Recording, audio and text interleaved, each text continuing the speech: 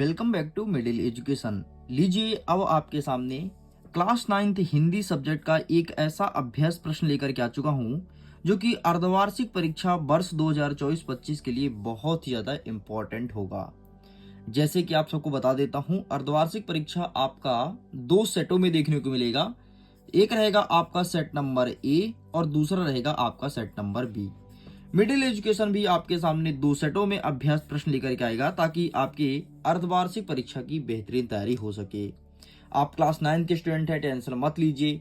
मुझे पता है कि क्लास 9 का क्वेश्चन पेपर कहाँ से क्रिएट होता है और कहाँ से आप सभी बच्चों के सामने क्वेश्चंस रखे जाते हैं। बस आपको करना क्या है, अभ्यास प्रश्न पत्र में जितने भी क्वेश्चंस मैं दिखाऊंगा सारे क्वेश्चन को अच्छे से प्रिपेयर कर लेना। मैं तुम्हारे बहुत सारे क्वेश्चंस अच्छे से प्रिपेयर करवा दूंगा ताकि तुम अपने एग्जाम में अच्छा स्कोर गेन कर सको। जैसे कि तुमको पता है ना, तुम्हारा त्रैमासिक अर्धवार्षिक दोनों का नंबर जोड़ा जाएगा और वार्षिक परीक्षा का रिजल्ट बना जाएगा, इसलिए अर्धवार्षिक परीक्षा को हल्के में या मजाक में नहीं लेना है। इसके अलावा आपको मन लगा करके एक एक चीज को बहुत अच्छे से पढ़ना है। देखो यहाँ पर पूर्णांक लिखा है कि 75 नंबर का आप सबका पेपर रहेगा और समय आपको मिलेगा 3 घंटे। आगे निर्देश में पहला नंबर कह रहा है कि सभी प्रश्न को हल करना अनिवार्य है। दूसरा नंबर आपका क्या लिखा है कि 1 से 5 तक आपको वस्तुनिष्ठ प्रश्न और आगे वेरियस प्रकार के इंस्ट्रक्शन मौजूद हैं। मैं आपसे यही कहूंगा कि इंस्ट्रक्शन को ध्यान से पढ़िए और ध्यान से पढ़ने के बाद ही आप क्वेश्चन पेपर को सॉल्व कीजिएगा। जब कोई बच्चा इंस्ट्रक्शन पढ़ लेता है तो उसे पता चल जाता है कि इसकी शब्द सीमा क्या कहती है। जैसे 2 नंबर का प्रश्न आपको मात्र 30 शब्दों में लिखना है, मतलब 3 लाइन में। 3 नंबर का प्रश्न आपको 75 शब्दों में, मतलब 7 लाइन में लिखना है। और 4 नंबर का प्रश्न आपको 1.5 शब्दों में, मतलब आपको 1.5 पेज में लिखना है। और इसी के अकॉर्डिंग हम आंसर दिखाएंगे। तो चलें फटाफट आगे बढ़ते हैं और एक एक क्वेश्चन को अटेंड करते हैं। हमारा पहला प्रश्न कह रहा है कि सही विकल्प को चुनकर के लिखो। इसमें पहला नंबर कहता है कि कोयल अपने चमकीले गीत क्यों तैरा रही है। तो यहाँ पर कई सारे ऑप्शन है, जैसे चिढ़ाने को, इस काले संकट सागर पर मरने हेतु, प्रसन्न करने का, या फिर कायरता दिखाने का। तो इसका सही आंसर आपको लगाना है सिंपल सा ऑप्शन नंबर बा, मतलब इस काले संकट सागर पर मरने हेतु।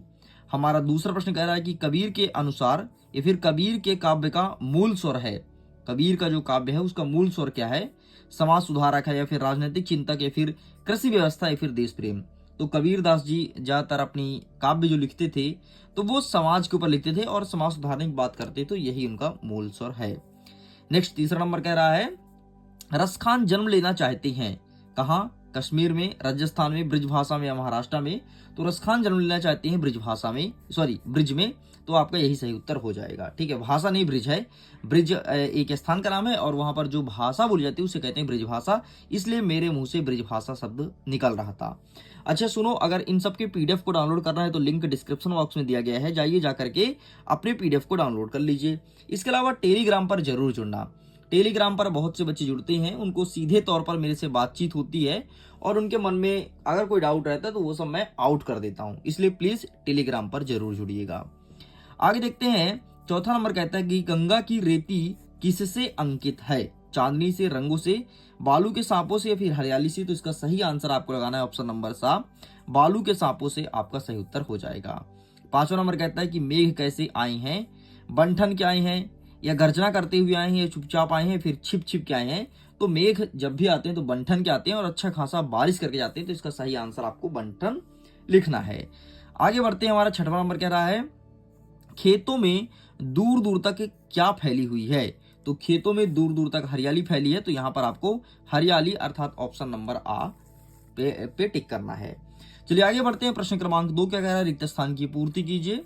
पहला नंबर कह रहा है ईश्वर तो सब सांसों की डैश डैश में मौजूद हैं। तो ईश्वर के सब सांसों की कणकण में मौजूद है, तो आपको यहाँ पे लिखना है कणकण। ठीक, कणकण लिख के कंप्लीट करना है। नेक्स्ट कह रहा है दूसरा नंबर, सोने का घड़ा शराब से भरा है तो डैश डैश निंदा ही करेंगे। अगर आपके सोने का घड़ा जो है वो अगर शराब से भरा है, दारू से भरा है, तो जितने साधु हैं वो सभी साधु निंदा करेंगे कि बाहर ही तू सोने का घड़ा लिया लेकिन क्या भरा है, शराब, मतलब ऐसी चीज भरा है जो कि बहुत ही खराब है, हानिकारक है स्वास्थ्य के लिए। तीसरा नंबर कह रहा है कि पक्ष विपक्ष के कारण सारा संसार डैश डैश पड़ा है। तो वैसे तो इसको सबका आंसर पता होगा कि पक्ष विपक्ष के कारण सारा संसार किससे पड़ा है, लेकिन मैं चाहता हूं इसका आंसर आप सब कमेंट सेक्शन में दीजिए, तो प्लीज अटेंड जरूर करना। आगे कहता है चौथा नंबर, मैंने माँ से यमराज के घर का डैश डैश पूछा था, तो मैंने माँ से यमराज के घर का पता पूछा था, तो यहाँ पर आपको पता लिखना है। नेक्स्ट कह रहा है 5वां नंबर, सच्चे प्रेमी को जब प्रेमी मिल जाता है तो सब विष क्या हो जाता है, तो सब विष अमृत हो जाता है। तो अमृत मतलब जो दो व्यक्ति मिल जाएं जो एक दूसरे से बहुत प्रेम करते हैं, तो जितना भी मन के अंदर कड़वाहट रहती है वो सब अमृत बन जाता है, मतलब एक स्वाद की तरह बन जाता है। चलिए आगे बढ़ते हैं। हमारा 6वां नंबर कह रहा है, क्या सारे खिलौने काले पहाड़ के डैश डैश दब गए, तो क्या सारे खिलौने काले पहाड़ के नीचे दब गए, तो यहाँ पर आपको नीचे लिखना है। इस प्रकार से होता है कंप्लीट। आगे बढ़ते हैं, सही जोड़ी को मिलाते हैं। पूरा सही जोड़ी को देख लो।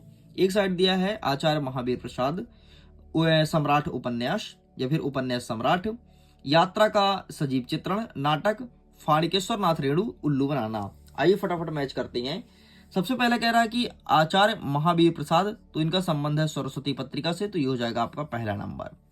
दूसरा कह रहा है सम्राट उपन्यास, तो सम्राट उपन्यास किसे कहते हैं, प्रेमचंद्र को कहते हैं, तो ये हो जाएगा आपका दूसरा नंबर। नेक्स्ट कह रहा है कि यात्रा का सजीव चित्रण, तो यात्रा का सजीव चित्रण कहलाता है यात्रा वृत्तांत, तो ये हो जाएगा आपका तीसरा नंबर। नेक्स्ट कहता है नाटक, तो नाटक में कई सारे अंक होते हैं, तो कई अंक वाले ये हो जाएगा आपका चौथा नंबर। नेक्स्ट कहता है आपका फाणिकेश्वर नाथ रेणु, तो इसका सही आंसर लिखाना है आपको आंचलिक उपन्यास को, तो ये हो जाएगा आपका 5वां नंबर। एंड अंतिम वाला कह रहा है उल्लू बनाना, उल्लू बनाना का मतलब होता है मूर्ख बनाना। इस प्रकार से आपका ये भी होता है कंप्लीट। देखिए स्टूडेंट, अगर आपने अभी तक वीडियो को लाइक नहीं किया तो प्लीज वीडियो को लाइक कीजिए, अपने दोस्तों के साथ शेयर कीजिए। बहुत मेहनत लगता है यार अभ्यास प्रश्न लेकर के आने में, और बहुत मुश्किल से आ पाता है। सबसे पहले अभ्यास प्रश्न लाइए, फिर उसका आंसर बनाइए, फिर आपके सामने एक ही वीडियो में प्रश्न 1 से लेकर के 30 तक उत्तर दीजिए। बहुत कठिन है, इसलिए प्लीज वीडियो को लाइक कीजिए, अपने दोस्तों के साथ शेयर कीजिए, ताकि उनको भी इसका फायदा मिल जाए। चलिए आगे बढ़ें। आगे बढ़ते हैं। प्रश्न क्रमांक 4 कह रहा है एक वाक्य में उत्तर दीजिए। पहला नंबर कहता है कि एक मात्रिक छंद का नाम लिखो, तो मात्रिक छंद तो कई सारे हैं, तो मैं लिख देता हूं। एक का पूछा है तो चौपाई यहाँ पर लिख देता हूं। चौपाई भी आपका एक मात्रिक छंद है। नेक्स्ट कहता है काव्य के कितने भेद होते हैं, तो काव्य के 2 भेद होते हैं। एक होता है दृश्य काव्य और दूसरा होता है श्राव्य काव्य। ठीक है, तो 2 लिखना है। नेक्स्ट कहता है वृंदावन कभी भी किसकी बांसुरी के जादू से खाली नहीं रहा, तो श्री कृष्ण के बांसुरी के जादू से खाली नहीं रहता वृंदावन। ठीक है, श्री कृष्ण या फिर कृष्ण भी लिख करके काम चलाया जा सकता है। नेक्स्ट कहता है टोपी से हमेशा कीमती क्या रहा है, टोपी से ज्यादा कीमती क्या रहा है, तो टोपी से ज्यादा कीमती जूता रहा है। ठीक है, जूता। नेक्स्ट आपका कह रहा है महादेवी वर्मा ने पहली पुस्तक कौन सी पढ़ी थी, तो महादेवी वर्मा जी ने जो पहली पुस्तक पढ़ी थी उसका नाम था पंचतंत्र, तो यहां पर लिख देता हूं पंचतंत्र। अच्छा, पंचतंत्र को किसने लिखा था ये चीज पता है, तो पंचतंत्र को लिखने वाले विष्णु शर्मा थे। नेक्स्ट कह रहा है कि सर्वव्यापक पक्षी कौन था या फिर कौन सा है। सर्वव्यापक पक्षी मतलब जो सब जगह व्याप्त है, तो यहाँ पर आपको लिखना है मैना। मैना जो है वो सर्वव्यापक है, सभी जगह व्याप्त है। चलिए आगे बढ़ते हैं। नेक्स्ट कह रहा है सत्य और असत्य को बताओ। पहला नंबर कह रहा है कि कबीर दास जी एक समाज सुधारक थे, तो बिल्कुल सही है, और इनके काव्य की मुख्य जो बिंदु होती थी वो समाज को लेकर के ही ये बात करते थे। नेक्स्ट दूसरा नंबर, रसखान के गुरु का नाम विट्ठल दास था, तो बिल्कुल सही है, इनके गुरु का नाम विट्ठल दास स्वामी था, ये आपका सही उत्तर हो जाएगा। तीसरा नंबर, माखनलाल चतुर्वेदी की रचना साहित्य देवता है, तो बिल्कुल गलत है, साहित्य देवता इनकी रचना नहीं है। नेक्स्ट कह रहा है सुमित्रा नंदन पंत प्रकृति प्रेमी कवि थे, तो बिल्कुल सही है, ये प्रकृति से बहुत प्रेम करती थी, उनकी जितनी भी रचनाएं होती थी वो प्राकृतिक को लेकर के ही होती थी। 5वां नंबर कहता है लाल गद्य की रचनाएं लोक जीवन से प्रेरित नहीं है, तो बिल्कुल सही है। नेक्स्ट, निराला की रचना कुरमुत्ता है, ये भी सही है। इस प्रकार से केवल आपका एक गलत है, वो है तीसरा नंबर, बाकी सारे सही हैं। तो लीजिए स्टूडेंट, हमने प्रश्न 1 से लेकर के 5 तक कंप्लीट कर दिया है। आगे बढ़ते हैं, कवर करेंगे अब आपके सामने 2 अंक, 3 अंक और 4 अंक के प्रश्न को। That's it. हमारा 6वां नंबर कह रहा है कि मानसरोवर से कवि का क्या आशय है, तो आइए इसका आंसर दिखा देते हैं कि मानसरोवर से कवि का क्या आशय है। ये लिखा है मानसरोवर से कवि का आशय मन रूपी सरोवर से है जिसमें परमात्मा का प्रेम रूपी शुद्ध जल भरा है। बस इतना आपको लिखना है। चलिए साइड करते हैं। नेक्स्ट कह रहा है इसके अथवा में कवि माखनलाल चतुर्वेदी को कोयल से ईर्ष्या क्यों हो रही है, मतलब कोयल से क्यों जलते हैं। तो देखो यार, कोयल की मीठी सी बोली थी, बहुत अच्छा बोलती थी, और माखनलाल चतुर्वेदी इतना प्यारा नहीं बोल पाते थे, इसलिए वो कोयल से जलते थे। आंसर ये रहा, देखो आपके सामने। कभी जेल की काल कोठरी में बंद है, वह काली टोपी पहनने को मिलती है, काला कंबल ओढ़ने के लिए, और उनके हाथों में काली हथकड़ियां हैं। ठीक है, बाकी यहाँ पर देख लेना, आगे वही सब बातें लिखी है जो मैंने तुमको सुनाया है। आगे बढ़ते हैं। 7वां नंबर कह रहा है कि नई कविता की 2 प्रमुख विशेषता बताइए। तो आइए हम नई कविता की विशेषता दिखाते हैं। ये रहा आपके सामने नई कविता। पहला नंबर क्या लिखोगे? प्रयोगों में नवीनता, क्योंकि नई कविता है तो नए नए चीजों का प्रयोग होगा। और दूसरा नंबर लिखोगे कि व्यंग प्रधान रचनाएं, मतलब इसमें जो रचना होती थी वो व्यंग प्रधान होती थी, मतलब व्यंग मार करके बातें कही जाती थी। जैसे एग्जाम्पल देता हूँ, जैसे किसी के ऊपर लिखना है कि यार ये तो बहुत अच्छा व्यक्ति है, मैं बोलूंगा अरे बाप रे ये तो इतना अच्छा है क्या ही बताएं, मतलब बहुत ज्यादा व्यंग करना, बढ़ा चढ़ा करके बोलना। ठीक है। अथवा क्या कहता है कि भक्ति काल को स्वर्ण युग क्यों कहा जाता है, और एक कक्षा 10वीं में प्रश्न पूछा है। ठीक है, उनके बोर्ड एग्जाम में पूछा जा चुका है, एंड देखो फाइनली आपके में भी है, तो अच्छे से प्रिपेयर कर लो। भक्ति काल को स्वर्ण युग क्यों कहा जाता है, हिंदी साहित्य का स्वर्ण युग, तो ये लिखा है भक्ति काल में कबीर, तुलसी, सूरदास, मीरा आदि महान विभूतियों का जन्म हुआ था। ठीक है, और इनकी अमृतवाणी ने जन सामान्य को अभूतपूर्व शांति तथा सुख का अनुभव हुआ है। इस काल में साहित्य अनुपम और आदर्श है, इसीलिए हिंदी साहित्य को स्वर्ण युग कहा जाता है। हिंदी साहित्य में भक्ति काल को स्वर्ण युग कहा जाता है। नेक्स्ट 8वां नंबर कह रहा है कि अरहर और सनई के खेत कवि को कैसे दिखाई देते हैं। तो आइए इसका आंसर दिखा देते हैं कि अरहर और सनई के खेत कवि को कैसे दिखाई देते हैं। तो ये रहा आपके सामने इसका आंसर, ये यहाँ पे लिखा है, देख लो। ये यहाँ पे लिखा है कि कवि को अरहर और सनई का खेत स्वर्णिम करधनियों के जैसे दिखाई देते हैं। अरहर और सनई क्यारी के बाहर के तरफ पंक्तियों में बोई जाती है, इसलिए वह करधनी जैसे कही गई है। इन फलियों का रंग सुनहरा होता है, इसलिए फलियों को घुंघरू जैसे सुशोभित है। बस इतना लिख देना है। आगे बढ़ते हैं। अथवा कहता है कि छायावाद के 2 प्रमुख विशेषता बताइए। तो आइए छायावाद की विशेषताएं आपको दिखा देते हैं, ये रहा आपके सामने। ठीक है, छायावाद काव्य की विशेषता, सबसे पहले व्यक्तिवाद की प्रधानता, मतलब इसमें व्यक्ति का आदर या सम्मान किया जाता था। और दूसरा श्रृंगार की भावना, मतलब इस पर जो रस का उपयोग करते थे ना छायावादी में, वो श्रृंगार रस का ज्यादातर उपयोग होता था, तो ये लिख देना। इसके अलावा नारी का भी सम्मान होता था छायावाद में, तो ये लिख करके कंप्लीट करना है। चलिए, तो ये कंप्लीट होता है।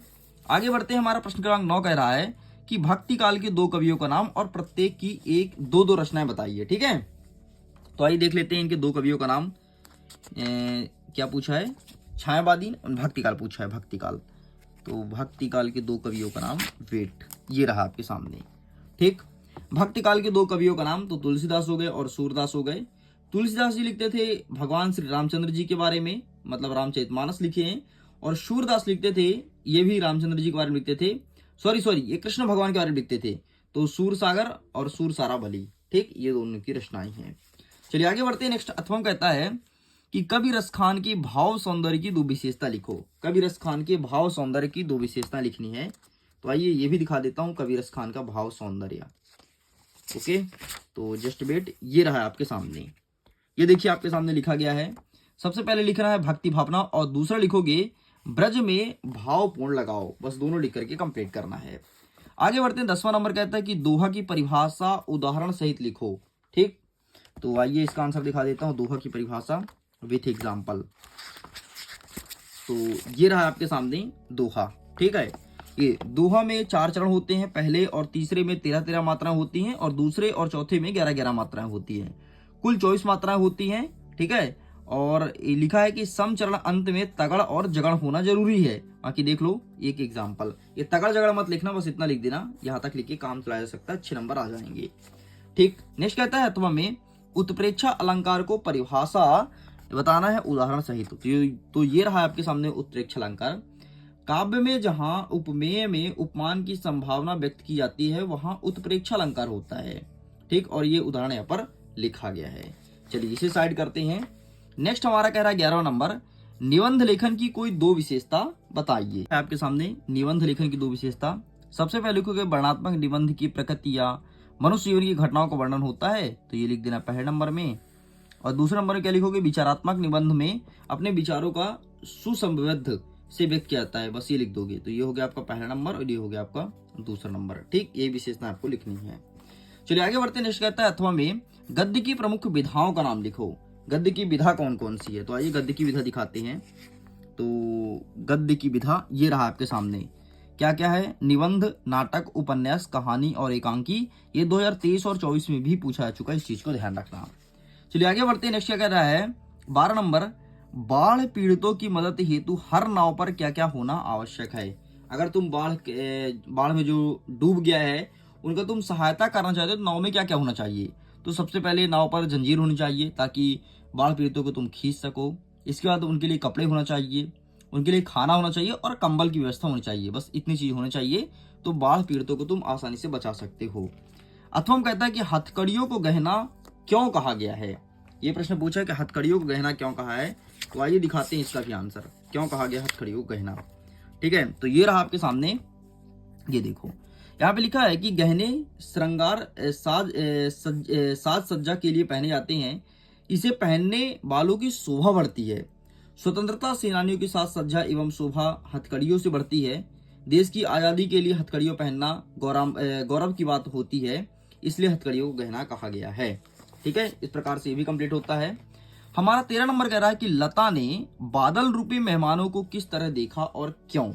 लता ने बादल रूपी मेहमानों को किस तरह देखा और क्यों, तो ये रहा है आपके सामने इसका आंसर। ठीक, यहां से इसका आंसर लिखना है और 2023 और 24 में पूछा जा चुका है, इसीलिए बहुत ज्यादा इंपॉर्टेंट है आपके एग्जाम के लिए। एंड इसके बाद यहां तक लिख के कंप्लीट करेंगे, दैट्स इट। चलिए आगे बढ़ते। नेक्स्ट कहता है कि महाकाव्य और खंड काव्य में 2 अंतर लिखिए, क्योंकि प्रश्न कितने नंबर का, 2 नंबर का है। अगर यहाँ पर 2 नहीं भी लिखा होता ना, तो सबसे पहले हम देखते कि महाकाव्य और खंड काव्य में अंतर लिखिए। इस प्रश्न को पढ़ने के बाद हमें देखते कितने नंबर का है। अगर ये 3 नंबर का होता तो 3 अंतर लिखते, 4 नंबर का होता तो 4 अंतर लिखते, 5 नंबर का होता तो 5 अंतर लिखते। ठीक है, तो नंबर के ऊपर डिपेंड करता है। तो यहाँ पर 2 अंतर पूछा है, तो आइए हम 2 अंतर फटाक से देख लेते हैं महाकाव्य और खंड काव्य में। तो ये यहाँ पर लिखा गया अंतर, प्लीज आप इसका फोटो खींच लो। यहाँ पर 4 अंतर है, आपको कोई 2 लिख करके आना है। चलिए साइड करते हैं। नेक्स्ट कहता है 14 नंबर, अनुप्रास अलंकार की परिभाषा एग्जाम्पल सहित देना है कि क्या होता है अनुप्रास अलंकार। तो ये रहा आपके सामने अनुप्रास अलंकार, एक से करना, ये रहा देखो। जिस काव्य रचना में व्यंजन वर्ण की 2 या 2 से अधिक बार आवृत्ति होती है वह अनुप्रास अलंकार कहलाता है।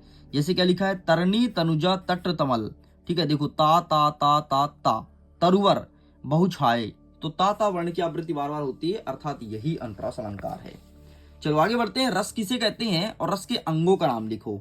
तो सिंपल से यार, जब किसी काव्य को पढ़ने, सुनने, देखने में जो हमें आनंद की अनुभूति प्राप्त होती है उसे रस कहते हैं। और रस के अंग 4 हैं, स्थायी भाव, विभाव, अनुभव और संचारी भाव। लेकिन मुझे पता है तुम ऐसे में मानोगे नहीं तुम बिना देखे, तो आइए मैं इसका आंसर दिखा देता हूँ। रस ये रहा आपके सामने। ठीक, स्क्रीनशॉट ले लो। और 4 इसके प्रकार होते हैं, 4 अंग पूछा है ना, अंग, ये रहा अंग, देखो स्थायी भाव, विभाव, अनुभव और संचारी भाव। दैट्स इट, ये भी कंप्लीट होता है। मैं तो फिर बोलूंगा पीडीएफ को डाउनलोड जरूर करना, लिंक डिस्क्रिप्शन बॉक्स में दिया गया है। इसके अलावा आप टेलीग्राम पर जुड़िए, इंस्टाग्राम पर जुड़िए, सब जगह एक अलग कंटेंट मिलता है, नेक्स्ट लेवल कंटेंट मिलता है, बहुत मजा आएगा, प्लीज चेकआउट जरूर कीजिएगा। हमारा 15 नंबर कहता है कि प्रेमचंद्र के साहित्य की 2 विशेषताएं बतानी है। तो आइए प्रेमचंद्र के साहित्य की 2 विशेषताएं आपको बता देते हैं। इनका साहित्य कैसा होता था, किसका, प्रेमचंद्र जी का। तो ये रहा इनके साहित्य की 2 विशेषताएं। सबसे पहले इनकी जो बोलचाल थी ना बेटा, वो बहुत सरल था। और दूसरा, इनकी जो शैली थी वो वर्णनात्मक शैली थी, मतलब काफी वर्णन करके लिखते थे।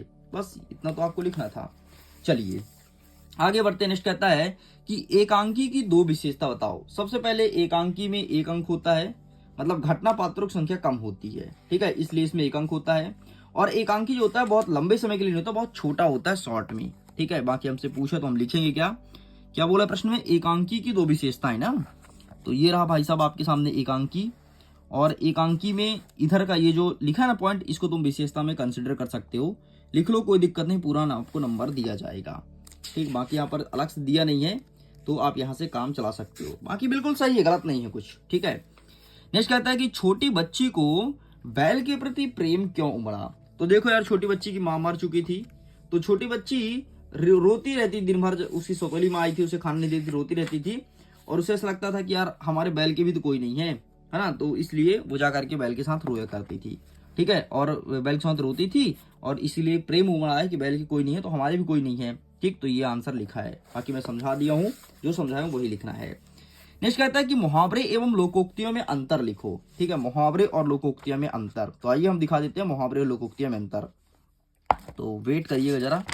ये रहा आपके सामने मुहावरे लोकोक्तियों में अंतर। ठीक है, लोकोक्तियां स्वयं का एक वाक्य होता है, जबकि मुहावरा कुछ वाक्य का अंश होता है। लोकोक्तियां पूरा विचार प्रकट करती है, जबकि मुहावरा अर्थ वाक्य के रूप में प्रयोग में व्यक्त करती है। बस इतना लिखना है। 70 नंबर कह रहा है कि ब्रज भूमि के प्रति कवि का प्रेम किन किन रूपों में अभिव्यक्ति होता है। ब्रज भूमि के प्रति कवि का प्रेम किन किन रूपों में अभिव्यक्त होता है, ये चीज पूछा गया है। तो आइए दिखाते हैं फटाफट इसका आंसर। तो ये रहा आपके सामने, तो please take a screenshot. That's it. बाकी पीडीएफ को डाउनलोड कीजिए, लिंक डिस्क्रिप्शन बॉक्स में दिया गया है। अथवा कहता है कि मूक प्राणी मनुष्य से कम संवेदनशील नहीं होते हैं, पाठ के आधार पर अर्थ स्पष्ट कीजिए। मैं चाहता हूं इसका आंसर आप हमें बताइए कमेंट सेक्शन में। अगर कोई स्टूडेंट सही आंसर देता है मैं उसको हार्ट दूंगा, ताकि सारे बच्चों को पता लग सके कि हाँ इन्होंने जो आंसर किया वो सही है। एक गोल्डन अपॉर्चुनिटी है, अटेंड जरूर कीजिएगा। नेक्स्ट कहता है 18 नंबर, अपठित गद्यांश को पढ़ करके नीचे प्रश्न का उत्तर देना है। आओ भाई देखते हैं क्या प्रश्न कहता है कि भारत में ध्वनि प्रदूषण को दैनिक जीवन का एक हिस्सा माना जाता है और एक बड़ी सीमा तक हमने इसके साथ कहने के अभ्यस्त हो चुके हैं। इसलिए भारत में ध्वनि प्रदूषण के विरुद्ध सामाजिक चेतना का अभाव 40 डेसिमल से अधिक की ध्वनि शोर मानी जाती है, जबकि दिल्ली, कोलकाता, मुंबई जैसे महानगर में ध्वनि का स्टार 90 डेसिबल से अधिक उल्लेखनीय है। मतलब ये कह रहा है कि पहली बात तो ये ध्वनि प्रदूषण के ऊपर पूरा लिखा गया है, और इसमें लिखा है कि अगर 40 डेसिबल से अधिक का ध्वनि बजाते हैं तो उसे शोर कहते हैं, लेकिन दिल्ली, मुंबई और कलकत्ता जैसे महानगरों में 90 डेसिबल तक ध्वनि बजती है। आगे क्या लिखता है कि मुंबई विश्व का तीसरा अधिक शोर वाला शहर है। मुंबई जो है विश्व का सबसे अधिक शोर वाला शहर है, वो भी किस नंबर पे? तीसरे नंबर पर आता है।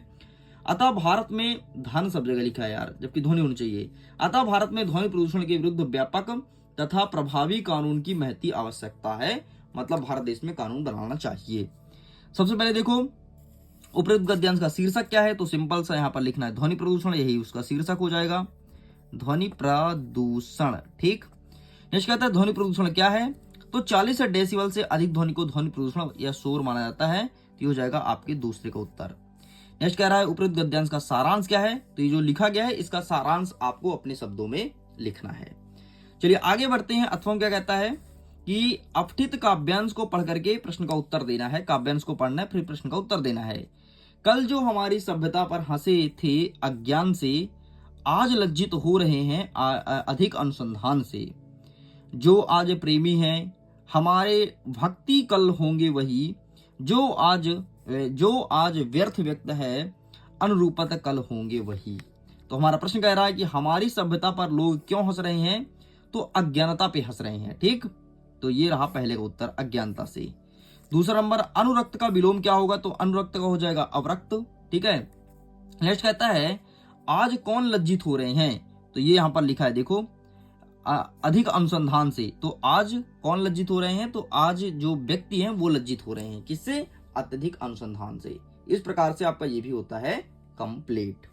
आगे बढ़ते हैं। 19 नंबर कहता है निम्नलिखित काव्यांश को पढ़ना है और इसमें से आपको संदर्भ, प्रसंग और भावार्थ मतलब अर्थ बताना है। ठीक है भाई, चलो हम इसको किताब में दिखा देते हैं। इसका सही आंसर आपको क्या लिखना है, प्रश्न क्रमांक 19। That's it. एक सेकंड रुकिएगा, मैं जल्दी से ओपन कर लूं और आंसर तुम्हारे सामने रखता हूं, तुम्हारे कदमों पे। ठीक है, ये रहा भाई साहब प्रश्न। और संदर्भ, प्रसंग, अर्थ। संदर्भ में क्या लिखोगे, ये लिख दोगे कि प्रस्तुत साखी दोहा हमारे पाठ्य पुस्तक साखिया शीर्षक से अवतरित है, इसके कवि कबीरदास जी हैं, और पूरा लिख करके चले आना। ये भी कंप्लीट। आगे बढ़ते हैं। अथवा कहता है कि गद्यांश को पढ़ना है और इसका संदर्भ, प्रसंग और व्याख्या मतलब अर्थ बताना है। अब इस गद्यांश को देख लेते हैं, ये गद्यांश कहाँ पे मिलेगा। ठीक है, इस गद्यांश के लिए फटाफट ये रहा, यही पूछा है ना, ये रहा। संदर्भ में क्या लिखोगे, जो पूर्वर्थ है तो ये ऊपर लिखा है, संदर्भ आपको ये लिख देना, बाकी ये पूरा लिखा गया है। चलिए साइड करते हैं। नेक्स्ट कहता है कि महादेवी वर्मा की भाषा शैली बताना है। ठीक है, वही है जो लेखक के बारे में हमेशा पूछता है ना कि भाषा शैली बताओ या फिर साहित्य में स्थान बताओ, इसमें भाषा और शैली बस पूछा है। तो आइए फटाफट हम दिखा देते हैं महादेवी वर्मा के ऊपर। ये रहा। बाकी इन पर मैं अलग से वीडियो नहीं बनाया हूँ, बाकी अलग से इसका पीडीएफ जरूर बनाया हूँ, वो पीडीएफ आपको टेलीग्राम पर भेज दूंगा। That's it. आगे बढ़ते हैं। 21 नंबर कहता है कि किसी एक पर आपको अनुच्छेद लिखना है। तो आइए फटाफट अनुच्छेद दिखा देता हूँ। ठीक है, टॉपिक कौन कौन सा दिए गए, पहले टॉपिक देख लो, तब तो अनुच्छेद देखोगे। टॉपिक दिया है कि जीवन में पुस्तक की उपयोगिता और जल है तो कल है। तो मैं जल है तो कल है पर दिखा देता हूँ। ये रहा आपके सामने, अनुच्छेद लिख करके आना है। आगे बढ़ते हैं। हमारा 22वां नंबर कह रहा है कि शाला त्याग प्रमाण पत्र प्राप्त करने हेतु विद्यालय के प्राचार्य को पत्र लिखना है और छोटे भाई को कोविड-19 के प्रोटोकॉल से संबंधित नियम के पालन के लिए पत्र लिखना है। तो आइए फटाफट दिखा देते हैं।